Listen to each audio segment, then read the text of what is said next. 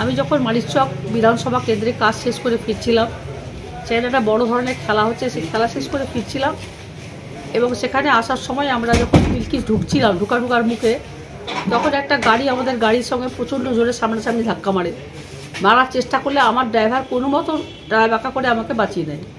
তারপরে আমরা সোজা চলে আসি। তারপরে দ্বিতীয়বার আবার দেখি সেই গাড়িটা আমার সামনে। আইসিকে আমরা ফোন করেছি, আইসি সাহেবের সামনেও গাড়ি যাচ্ছে না, আমার সামনে আবার সেই গাড়ি।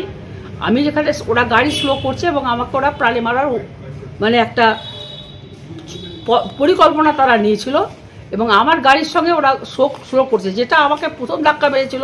আমি ভেবেছি হয়তো কোনো রকম হতে পারে, চলে গেছে, কিন্তু সেটা হয়নি এবং আমার প্রাণটা সংশয়ের মধ্যে, মানে আমি আমার প্রাণটা নিয়ে আমি এখন ভাবছিলাম যে আজকে একটা ইনসিডেন্ট ঘটতো। এটা আমার মাথায় আছে আমার 40 বছর অভিজ্ঞতা থেকে।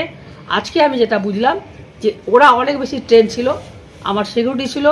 আমি দাদার আইসিকে বলি এবং তৎক্ষণাৎ আমি আমার গাড়ি ওর গাড়ি যখন আমার গাড়ির সামনে দেখি, ফিরে গিয়ে আমি আবার নিজের এলাকার দিকে আমার থানার দিকে চলে যাই এবং আমাদের আইসি, নীলবাজার আইসি, আমাদের এসপি সাহেব সবাই মিলে তৎপরতার সঙ্গে আমাকে ওনারা করে বার করে দিয়েছেন। আমি বাড়িতে আছি, কিন্তু এখন অবধি গাড়িটাকে ওরা খোঁজাখুঁজি করছে।